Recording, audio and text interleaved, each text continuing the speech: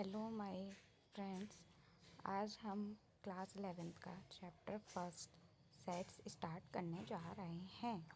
तो उसमें सबसे पहले हमें ये पता होना चाहिए कि सेट्स होता क्या है। तो सेट्स हम इन जनरल भी बोल सकते हैं कि आप जब कुछ कलेक्शंस एलिमेंट्स लेते हैं या फिर आप कुछ एक ही जैसी चीज़ों को कलेक्ट करते हैं। जैसे आप बोल सकते हैं कि आप बुक सेट की बात कर रहे हैं, पेंसिल सेट्स की बात कर रहे हैं, या किसी भी चीज़ की सेट्स या कलेक्शन बोल सकते हैं। उसको हम पूरा आप बोलते हैं ना, बुक सेट बना दो आप, है ना। या फिर आप कभी प्रिंट कराने जाते हैं तो बोलते हैं कि हमें इसके 4 सेट्स बना के दे दीजिए। तो ये सब हमारे क्या होते हैं, सेट्स होते हैं। तो इन जनरल आपके रियल लाइफ में भी आप सेट्स जो आप बोलते हैं ना, बुक सेट, पेंसिल सेट्स, ये सब उसी तरीके से हम मैथमेटिक्स में भी सेट्स के बारे में पढ़ेंगे। तो आप जब हम डेफिनेशन की बात करते हैं, a set is well defined collection of distinct object होता है। इसका मतलब कलेक्शन तो आप कर रहे हो, बट एक वेल डिफाइंड होना चाहिए। मतलब कि उसमें आप जो भी सेट में कलेक्ट कर रहे हैं वो प्रॉपर डिफाइन होना चाहिए कि किस चीज़ का आप सेट को कलेक्ट कर रहे हो।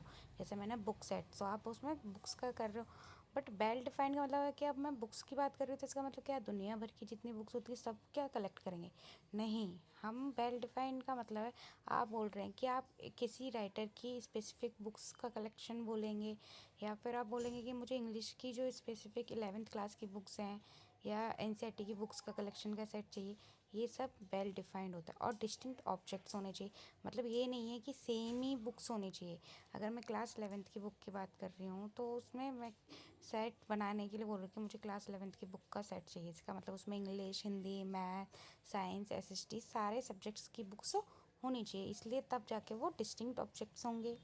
यहाँ पे मैंने क्लियरली मेंशन किया कि वेल डिफाइंड का मतलब क्लियर रूल होना चाहिए कि आप किस ऑब्जेक्ट को उसमें सेट में बिलोंग करा रहे हैं या नहीं करा रहे हैं। डिस्टिंक्ट ऑब्जेक्ट मतलब सेम एलिमेंट उसमें नहीं होगा। मतलब आप जो भी कलेक्ट कर रहे हो उसको हम क्या एलिमेंट्स या ऑब्जेक्ट या मेंबर्स से नाम से जानते हैं, ठीक है। इसको नोटेशन क्या होता है, सेट का नोटेशन ऐसे करली ब्रैकेट्स जो होता है ना, करली ब्रेसेस, वो इस सेट का मतलब नोटेशन होता है, ठीक है। जैसे यहाँ मैंने सेट आपको मेंशन करके एग्जांपल दिया है कि मैंने एक सेट बनाया जिसमें 1 2 3 टाइप्स के एलिमेंट्स हैं। एग्जांपल ऑफ सेट्स की बात करते हैं। The sets of vowels in the English alphabet, जो भी आपके वॉवल्स होते हैं इंग्लिश अल्फ़ाबेट में, वो हो गया। तो यहाँ पे मैं एक चीज़ बताना चाहूँगी, जो आप सेट डिनोट करेंगे उसको हमेशा कैपिटल लेटर में करेंगे। जैसे ए हो गया, बी हो गया, सी हो गया, capital X, capital Y, capital Z हो गया। या फिर ये आपके हो गए सेट्स कैसे डोनेट करें। अब मैं बोलूँगी कि सेट्स के एलिमेंट्स की बात करूँगी।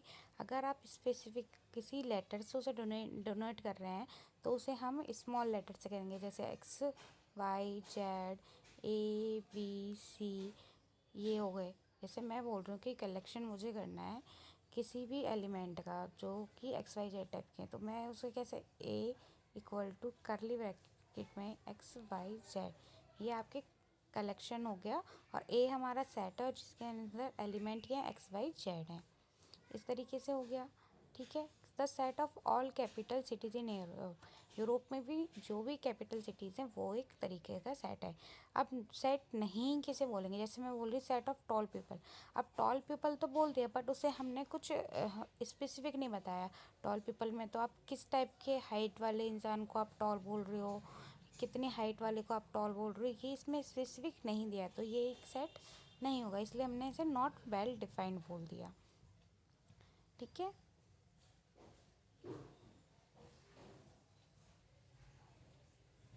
अब आता है कि हम इस सेट्स को रिप्रेजेंट कैसे करेंगे। तो यहाँ दो तरीके के रिप्रेजेंटेशन है।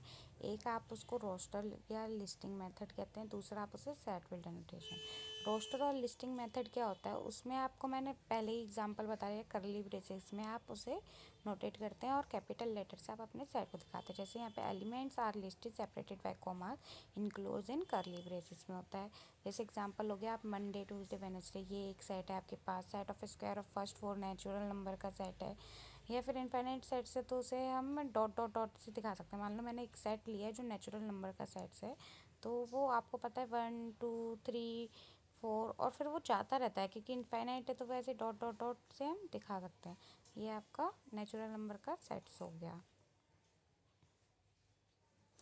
अब दूसरा आता है सेट बिल्डर नोटेशन। जब आप रोस्टर फॉर्म में कर रहे हैं तो उसमें आप डायरेक्ट एलिमेंट्स लिखते हैं, बट जब सेट बिल्डर नोटेशन की बात कर रहे हैं तो उसमें आप उसकी प्रॉपर्टी बताएंगे कि आप किस टाइप के एलिमेंट्स ले रहे हैं। तो यूज़ अ रूल और property to define elements rather than listing them. List ना करके उसको हम क्या एक प्रॉपर्टी की तरह, इसका फॉर्मेट क्या होता है, हम ए हमारा कोई सेट है, उसमें हम किस टाइप के एलिमेंट ले रहे हैं उसको हमने एक्स से लिख दिया, और ये हम लाइन खींचते हैं और इसके बाद हम उसकी प्रॉपर्टी बताते हैं कि इस टाइप की प्रॉपर्टी अगर होगी तो वो इस सेट के अंदर जाएगा। जैसे read as the set A is a collection of all X such that X has a certain property. अब यहाँ पे एग्जांपल बी दिया हुआ है, हमने यहाँ पे अब पढ़ लिया कि सेट्स की डेफिनेशन क्या होती है, सेट्स में एलिमेंट कैसे लिखते हैं, उसके 2 मेथड्स पढ़ लिए रिप्रेजेंट करने के, रोस्टर और सेट बिल्डर नोटेशन। अब हम नेक्स्ट क्लास में इसकी बेस पे क्वेश्चंस करेंगे।